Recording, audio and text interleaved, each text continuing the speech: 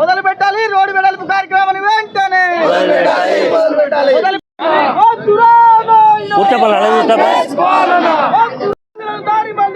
సిగ్గు సిగ్గు సిగ్గు సిగ్గు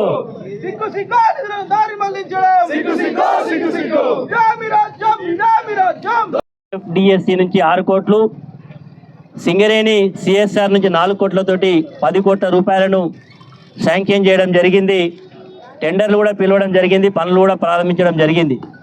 జరిగినటువంటి పరిణామాలలో శాసనసభ ఎన్నికలు జరగడం, ఆ ఎన్నికల్లో నేడుకోవడం, మరి కొత్తగా గెలిచినటువంటి శాసనసభ్యుడు ఎవరైనా ఎమ్మెల్యే గెలిస్తే కొత్త నిధులు తీసుకొచ్చి కొత్త పనులు చేయించాలి వారికి ఇష్టం ఉన్నటువంటి సందర్భాలు.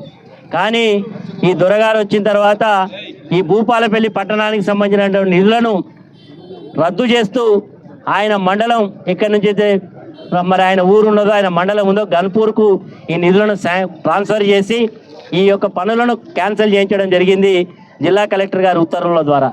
మరి ఇప్పటికి 2 సంవత్సరాల దగ్గరకు వస్తూ ఉన్నది.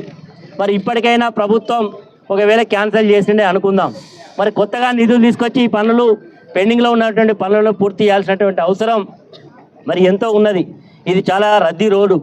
ఇక్కడ నుంచి మరి జంగేడుకు, కాసింపల్లెకు, అదేవిధంగా గొర్లవేడు మండలానికి సంబంధించినటువంటి వాళ్ళు చాలామంది ఇక్కడ నుంచి పోతారు. ఆర్టీసీ బస్సులు పోతాయి. ఇక ప్రతి వారం ఇక్కడ అంగడి కూడా పెద్ద ఎత్తున జరుగుతుంది.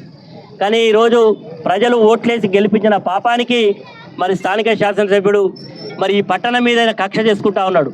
ఈ రకంగా కక్ష తీసుకొని మరి ప్రజలు ఇబ్బంది పెడతా ఉన్నారు. కాబట్టి మేము గతంలో కూడా మీడియా సమావేశాల ద్వారా దీన్ని తక్షణమే పనులు చేపట్టమని కోరడం జరిగింది.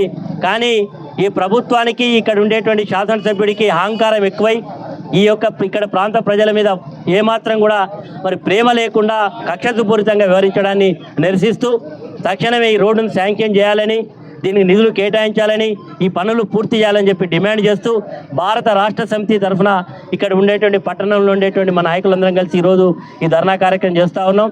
మరి 15 రోజుల్లో కనుక పనులు ప్రారంభం కాకపోతే మరొక్కసారి ఖచ్చితంగా ఈ యొక్క ఉద్యమాన్ని తీవ్రతరం చేస్తాం. ఇది ఎందుకంటే నేను ఎమ్మెల్యే అయిన తర్వాత ఆ రోజు కింద ఉండేటువంటి రోడ్ను వైడనింగ్ చేసి సెంట్రల్ లైటింగ్ సిస్టమ్ చేయించడం జరిగింది.